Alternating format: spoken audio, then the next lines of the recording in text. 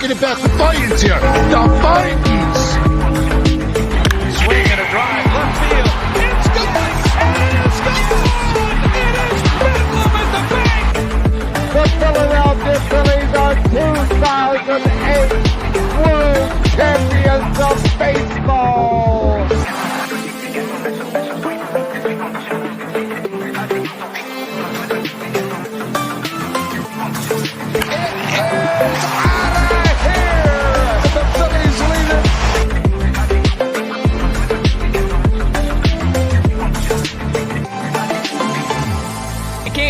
Podcast right here. You already know. Go fucking subscribe.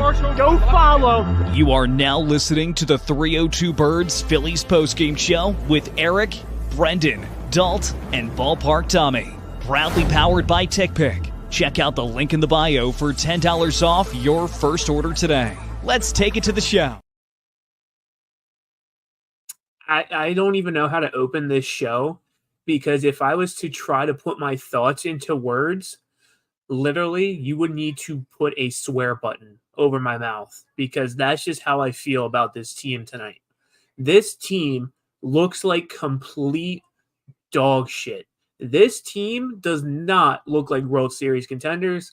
This team does not look like the team that we saw at the beginning of the season before the All-Star break.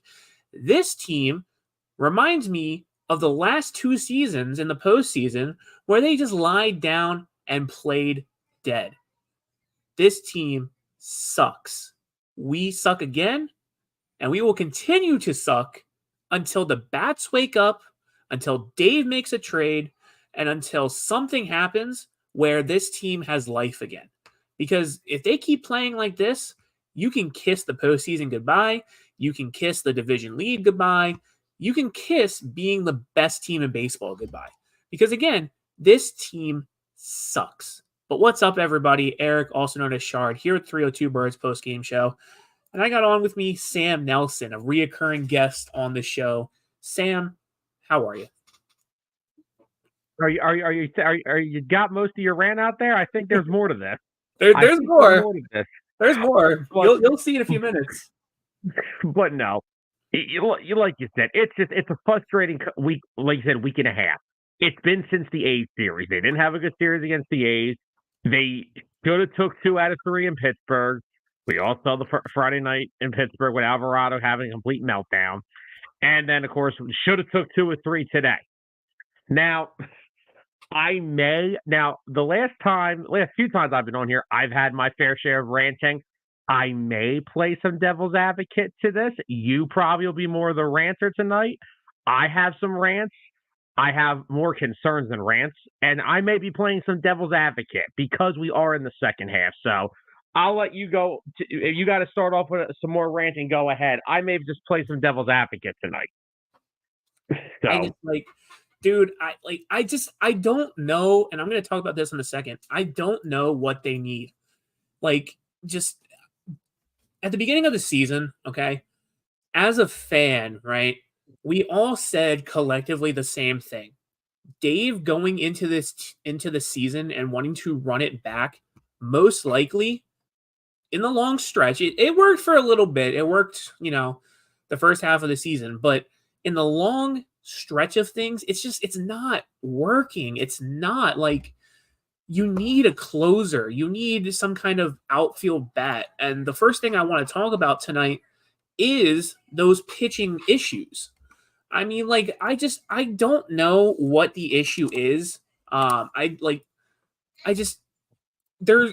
coming out of the bullpen. I can't rely on a lot of these people to go out there and do their jobs. I mean, like, and we'll talk about it in a minute. Soto sucked.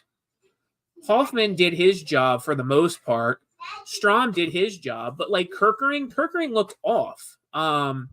Nola went 6 innings pitched, 6 hits, 1 run. He let up a home run, which seems like every time he's out there, he lets up a home run. You just know it's coming. 3 walks, 6 strikeouts. His ERA is at 3.44. I was expecting a lot more earned runs from Nola. He only went out and let up 1 run. I get it. Anytime that your starting pitcher can go out and only let up 1 run is great. But like, I don't know. You had a 4-1 lead towards the end of the game, and you could have held that. And then like, and I'll talk about this in a second. Then like they make stupid mistakes, dude. Like, I don't understand some of the decisions that Rob makes with the pitching. And it's like, we as fans know when to pull these pitchers because you sit on the couch and you're like, okay, they gotta pull. And then Rob just leaves them in for too long. Like Kirkering left in for too long. Soto, and I'm going to talk about Soto more in a second.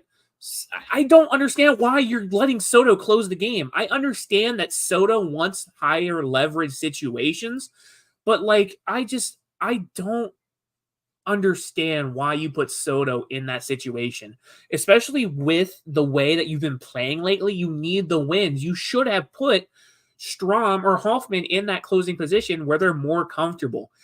Don't let Soto close a game against a team that's going to sit here and win the series. If you want Soto to close a series, do it against a team that's fucking dog shit. Like, I don't know. Sorry. I'm sorry that I'm ranting here, but No, go ahead. You have anything to say about the pitching issues? Well, okay, so this is where I'll play devil's advocate. Now, I for one have also would usually be irate about the pitching. But here's the thing. The pitching has been good damn near all season.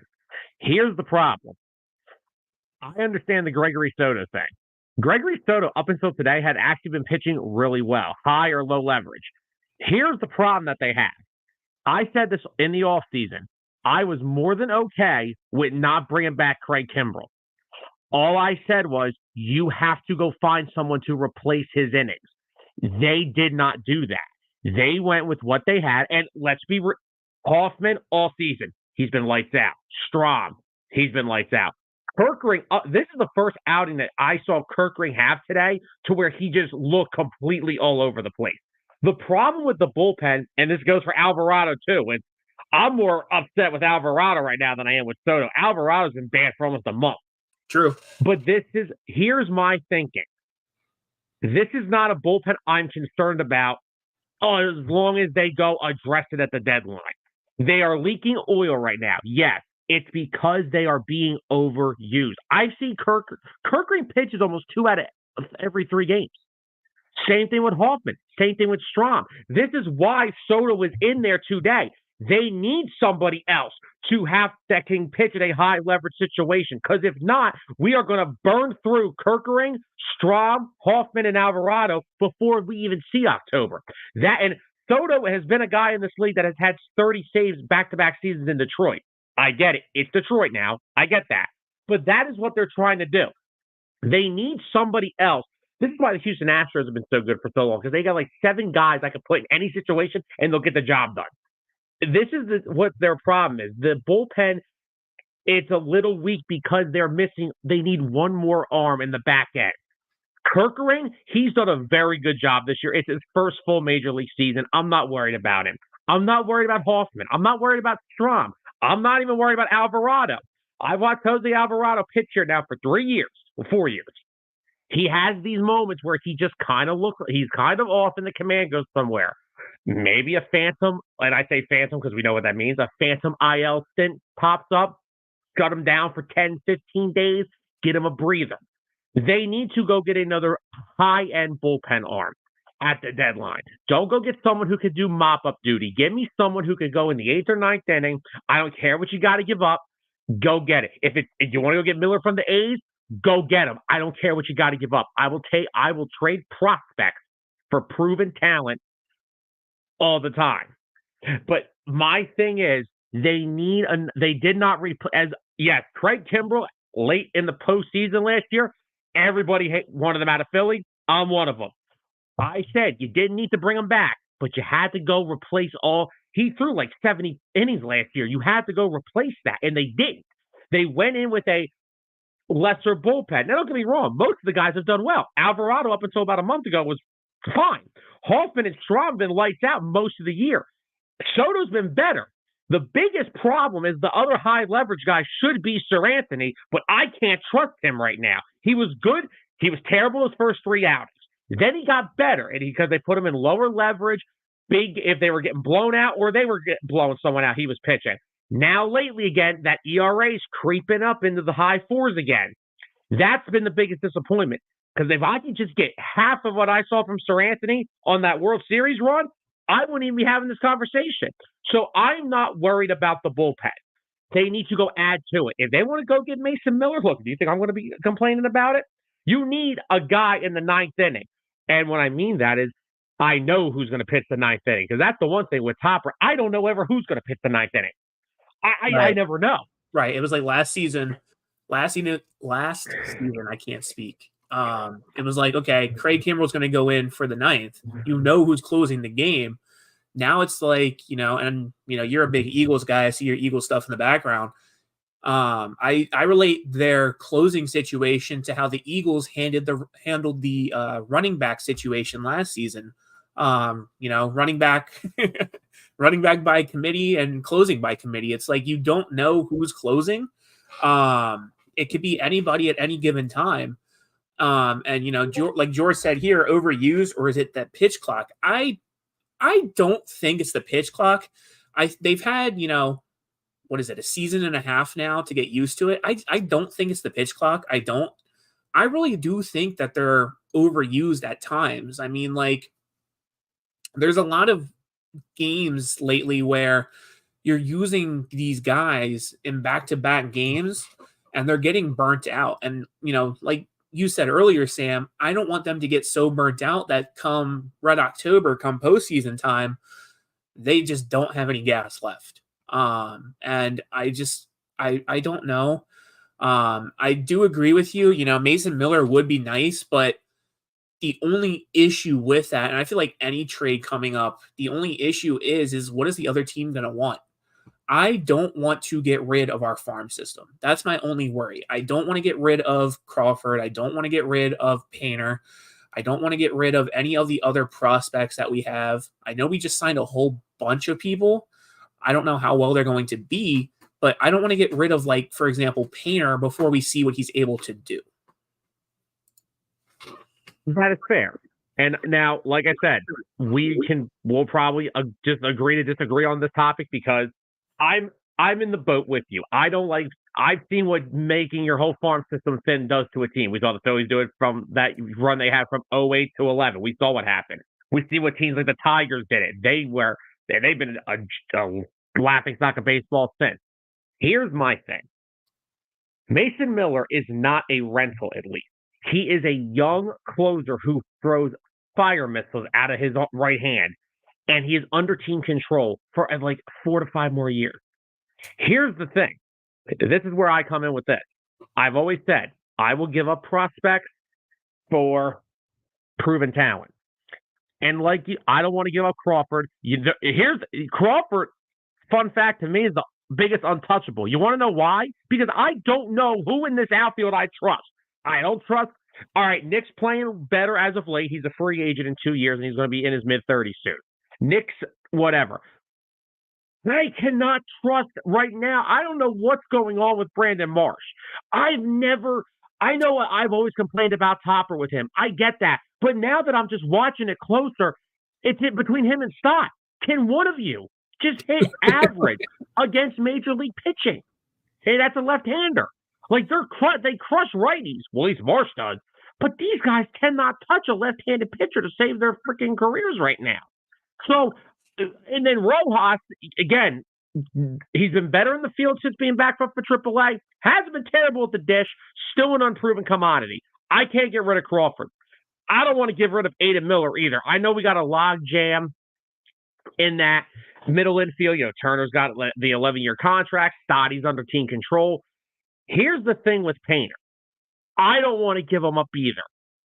But this team does not have the greatest track record of developing starting pitching. I think in the past 2 decades, we've hit on 2. Aaron Nola and Cole Hamels. Now, yes, Christopher Sanchez, but he wasn't drafted by the Phillies. I'm talking guys they took. He's already he's a 22-year-old who's already had Tommy John surgery. We've seen these starters that come in firing at 100 that are having early elbow problems. Jake DeGrom is in his, early 30s. He's had Tommy John already 2 or 3 times. I'm afraid about Paul Skeens in Pittsburgh. And I'll tell you why. Because I love that kid. He reminds me of a young Steven Strasburg. Couldn't you like I said, the same though about Mason Miller with him throwing 104? Mason Miller throws 1 inning, not 7. True. That's why, honestly, when the Texas Rangers are getting whatever DeGrom gets back, I said if you want to maximize the rest of his contract, you make him your closer. It will benefit him and your team in the long run. And I heard rumors about the A's have considered using him as a starter down the road. Stop doing that. I've seen teams try to make closers starters. It doesn't work. So I'm okay with the guy throwing 104. He's throwing 1 inning, not when he's throwing 7 or 8. So Painter might be really good. But the key word there is he might be. He also could not be. He may have too many arm problems because of him being a starter who throws 100. It's a double-edged sword. Because let me explain this. If they were to trade for Mason Miller and he goes, say we get to the World Series, just say we do, and he blows Juan Soto and Aaron Judge away with 102 miles an hour back to back, and the Phillies win the World Series. Gotcha. I don't care about Painter. That makes sense. If they trade for Mason Miller and he strikes out the side in the World Series to win it for us, I don't care about Andrew Painter. I don't care. I care about now. I want to win a World Series, and they are not going to do it with this bullpen only because it's overworked. It's just too overworked right now. They have to rely on these guys every night, and it's not their fault, but they've done a pretty good job of it. But they need that 08 team is the perfect example. Matson was in the 8th. Lidge was in the 9th. Yeah, I saw this. Sorry, I'm reading George's comment. Oh, you're good. You're good. Yeah, I saw that, George, and what you're saying makes complete sense. I saw that. I mean, the pitch clock definitely does wear out arms a lot faster, just because they're throwing out, like you said here, they're throwing out pitches faster, so it's not letting them, I guess, recover. But yeah, I see that. I'll tell you right now, it took Nola almost a full year to get used to it. Nola last year could not get used to that pitch clock. He was allowing. I know you made the rant earlier about him allowing home runs. Here's the thing with Aaron Nola this year: he is due 1 solo home run a day, and guess what? He's going to give you 7 innings and 1 run. But that's fine. He's going to give up home runs, but he's giving you 6 or 7 every night out. In year 1 of that new contract, you could not ask more from Aaron Nola. He is back there this year. But the pitch clock, it affects these guys because they have to ramp it up. And this is why he said, because if it's all right, say George and he has a show called Dueling Aces, and we talked about this a few months ago. They have to speed up their timing. The arm is not getting enough recovery time in between pitches as it's used to. Because when these guys are kids, they're not having to worry about it. But when you get to the minor leagues and you're working through this pitch clock, your arm's going to get more wear and tear on it. But like I said, that's why starters that do that concern me. Relievers, not so much. They throw 1 to 2 innings a night. That's why I said I'll trade for the proven closer. And like I said, I need that guy in the 9th inning. I know, all right, I could turn this game off before a pitch in the 9th inning as it's over. 08 Brad Lidge was the perfect example. Mariano Rivera with the Yankees. I need that guy. They've got perfect 8th and 7th inning guys. They even got some guys that can throw the 9th inning, but not consistently. Yeah, I see that.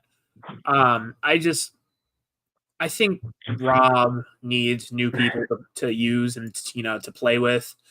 I think we need some kind of fresh set of arms, whether you get one closer, a closer and a starter, somebody. Because I mean, I saw a report saying that Walker is going to start doing his rehab soon.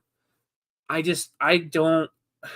don't know, because they were saying, Rob was saying that come August, and they did this last year, where they might have Walker be the 6th man. Personally, I don't want that. I don't want Walker in this rotation in general. But we'll see what happens. And like George said here, that makes sense. Starting pitching will become like running backs, good for 4 years, then trashable. Yeah, I can see that.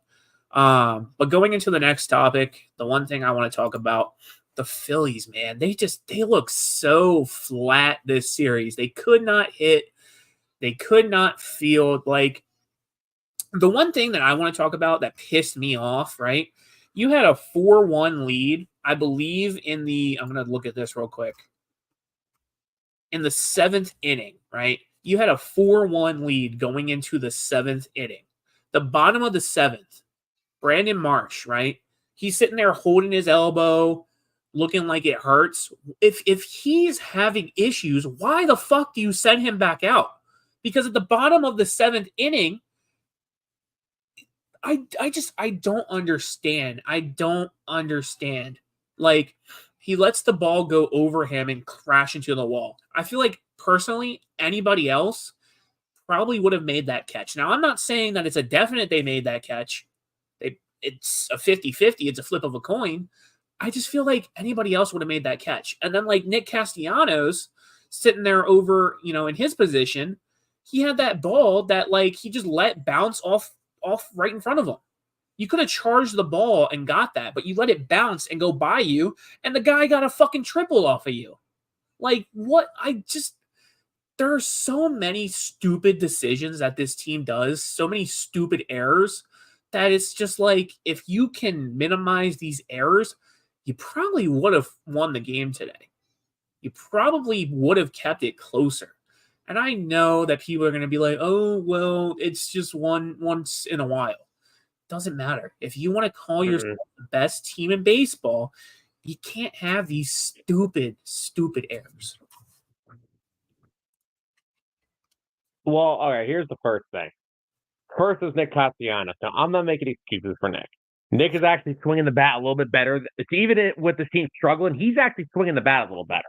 The problem with Nick is this whole thing cursed them in 2022. They were focused on one thing in 2022, getting this offense to be better. That's why they signed Nick. That's why they signed Kyle. The problem is that wrench got thrown in there, which was Bryce Harper's elbow injury. If Bryce Harper could play right field, we would not be having any of it. We would not have this many problems in the outfield, because Bryce Harper is probably still the best outfielder on the team. But the fact that he had to move positions and Nick had to be thrusted into right field every day, get me wrong, Nick's actually played a very solid right field for a guy who should be playing the field. But I agree with you on that. I'm just saying, Nick doesn't make many mistakes. I'm sure he'll be fine. The problem I'm having, though, is with Brandon Marsh. That ball in the 7th inning has to be caught. When your glove is really up here and it just goes flat right past it, that ball has to be caught. And here's the other thing with this, Eric. The biggest problem with this, you and I have had this conversation ad nauseum. He's already having a hard time getting into the lineup because he can't hit left-handed pitching. If you start making consistent fielding mistakes, you may never see the field again. You're already having that problem. This is why this is the year at the trade deadline. No more of the Michael Lorenzens and the corpse of Noah Syndergaard. Go get something. Rodolfo Castro with his phone falling out on the base path. Oh my God, the phone! I forgot that was Rodolfo Castro. I totally did. Stop with this. You need to win a World Series. You have the Dodgers still breathing down your neck in the National League. They still have a $700 million freaking guy. And somehow they're going to walk out of the deadline with a bundle of Garrett Crochet and Luis Robert. Don't hate because I said it. It's going to happen. It's the Dodgers. Now, they'll probably get eliminated in the NLDS like all the time because that's the Dodgers. But I'm just saying. But you have teams that are breathing down your neck. And if you get to the World Series, you're going to be some big bad teams will be waiting for you. Could be the Yankees, and we already know those two guys out there. They're the two of the best 10 players in baseball. You have to go do something. And I want to just go back to what you said about the rotation. They do need another starter. I'm not going to lie. I fell asleep for a second when you said Taijuan Walker because I can't stand hearing that man's name. Spencer Turnbull, no idea what his status is. It was a 6-week injury. It's a shoulder injury. He's had multiple injuries in his career. No clue when he's coming back. Walker, inconsistent. Don't trust him. There was a report that came out just yesterday that they've talked about Garrett Crochet with the White Sox. They've talked about Jack Flaherty with the Tigers. Flaherty makes a little more sense as a Philly standpoint because he doesn't block any of your young pitchers like Painter coming up through the system. He's on a 1-year deal, and he's pitched very well for the Tigers. I need a guy who I can put in this rotation and I can trust every fifth day. Not Michael Lorenzen, who pitched his first two starts, he looked like Roy Halladay, and then the rest of his time in Philly, he looked like Kyle Kendrick. I don't need that. They need a guy who every fifth day can give you 6 to 7 innings so the bullpen doesn't need to be warm. That's been the other problem. The guy who was the Cy Young favorite in mid-June, Ranger Suarez, he is looking gas. He is, because first of all, he's already eclipsed his career high in innings. His innings high was like 150. I think he's over that. He looks gas. Nola looks fine. Wheeler, just saw him last night. He looks spectacular. Sanchez, little rough outing in Pittsburgh. Wasn't all his fault, but Sanchez has been such a pleasant surprise, and he will be in the starting rotation come postseason time. If he's not, I question things. But they need to go get a reliable fifth starter for the rest of the season to take the pressure off of those top four, and you need to do it to take pressure off this bullpen. They need another arm in the bullpen to save some of the arms they have, and they need another starter to just balance it all out.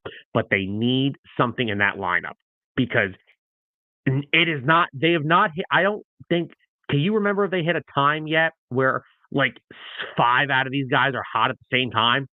I feel like it's a different hero every night, and that's a good mentality. Some nights it's Bryce, some nights it's JT, some nights it's Nick, some nights it's Kyle.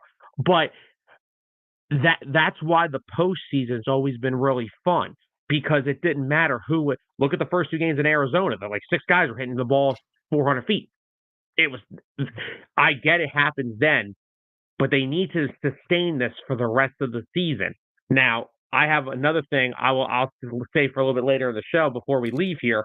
That's where I'll play devil's advocate, but they need these guys to get consistent together. I understand we want a big bat, but the problem is there's a lot of money in this lineup. There isn't many spots to fill.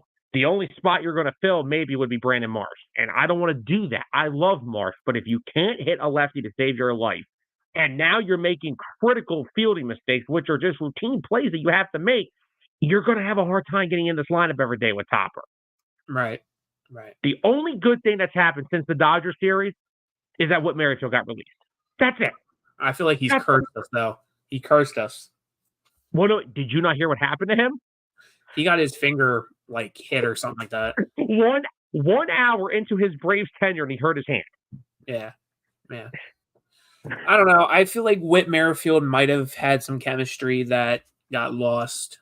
He might have been shit, but I still feel like there's some kind of chemistry there that they're missing. Because ever since he left, we've been dog shit. But here's the thing with Whit Merrifield. Now, I told you tonight I was going to play a lot of devil's advocate. Here's the problem with Whit. Whit Merrifield played every day last year with Toronto. He was in I know he's labeled as a super utility man. He could play all 3 outfield spots. He could play 3 infield spots. But you know what the difference was with the Royals and the Blue Jays? He played every day. Didn't matter where you put him defensively, but he got 4 at-bats a night. Here, he was getting 4 at-bats one night, 1 at-bat the next night, maybe an at-bat the next night. He wasn't getting consistent playing time. Not his fault. The Phillies thought of his as your quote-unquote 6th man, because I'll use an NBA term. Your 6th man is your first guy off the bench. Whit's going to be the first guy when a day off is needed to play or to pinch hit or to pinch run. And he was fine for defensive reasons, but offensively he couldn't put it together, but he wasn't getting the consistent playing time. He's also not as young as he was in Kansas City. He wasn't hitting .310 anymore. He was an older player. It didn't work out. It's the 3rd year that they've released a infielder with a lot of money. They did it with Josh Harrison last year. They did it with Didi Gregorius the year before that. It sucks it didn't work out. I like Whit's one of my favorite players in baseball. And I hope he still has something left in that tank. It just didn't work out in Philly because there's not a lot of at-bats for him to get here consistently with the amount of money in this lineup. Yeah, I agree. But I agree. I don't really have anything else more to talk about, though. I feel like we kind of hit everything that's been going on. Phillies lose, 5-4. The Twins walk it off. This is their 3rd straight series loss. They need to get it together. It's an off day tomorrow, and then they play the Guardians at home the next series. And then I think after that, it's the Yankees. It So is, it's because like, I will be at the game on Monday the 29th. yeah, I might be going to a game here maybe this weekend or coming up, but like just this team needs to get it together. They're much better than this, and I feel like the rest of this month going into August is a real test on, how well you're going to do the rest of this season. Well, let me just say this. Now, this is where I'm gonna be the Zen master. I'm gonna calm us all down real quick. This team got off to a ridiculous start. 64 times this year we've been happy going to bed, and 38 times we've been upset. Their goal this year, they wanted the NL East. Let me just zen us all real quick. The Braves are not getting any healthier. They now just lost Max Fried and Ozzy Albies. Albies looks like it may be like long term. I don't know about Fried. The Braves are not doing themselves any favors. Now, today, they lost their first game of their doubleheader, and ironically, the one that got postponed yesterday, which was supposed to be played today, got postponed again. Right. So the Braves are not getting any healthier, and it's not going to help them in the long run. Let me just say this before we go. This team does not give two shits about what happened today. And that sounds bad.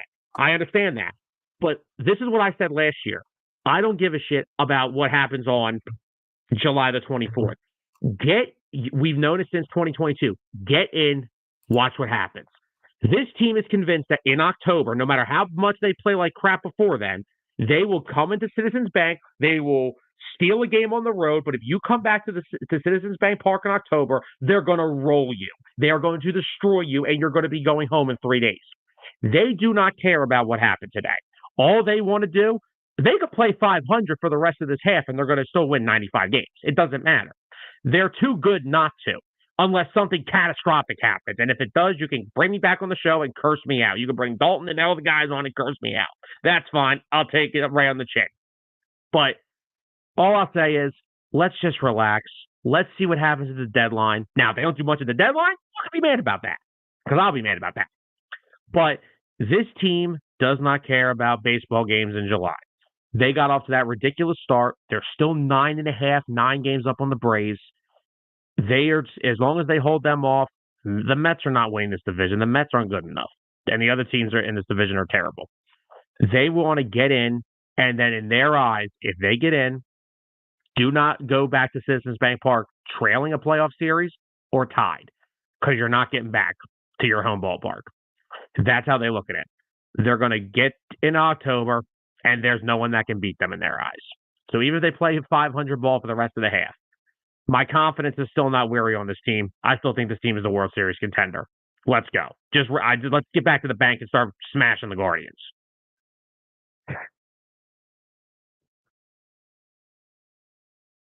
Your mic's muted. Of course, it's muted.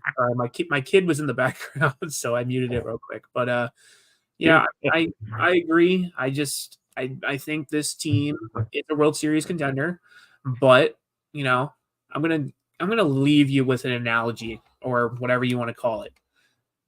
The Phillies are like a boat, right? This boat has small holes in it, and it's slowly sinking.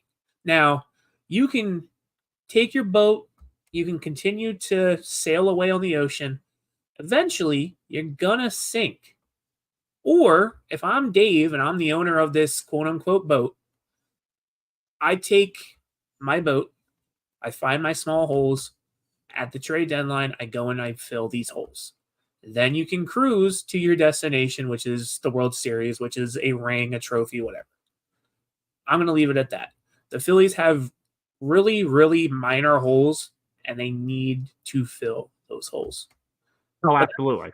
That's all I have for you guys tonight. Phillies lose 5-4. The Twins walk it off. Third series loss in a row. The Phillies have an off day tomorrow. They come back on Friday. They play the Guardians. Friday's game is at 7:10.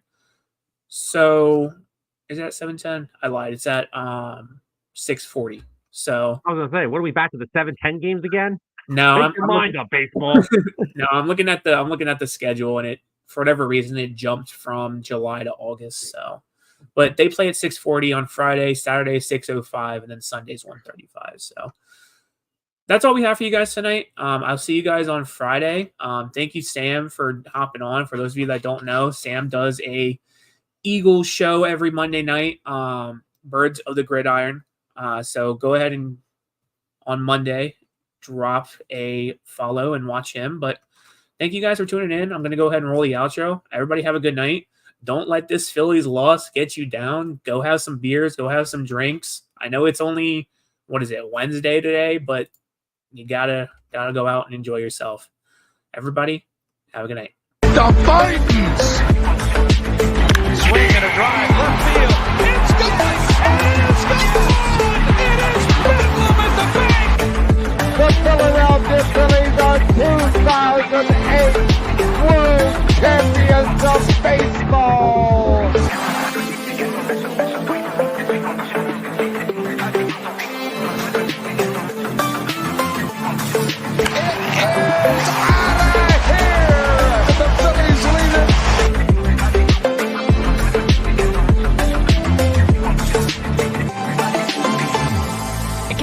Podcast right here. Y'all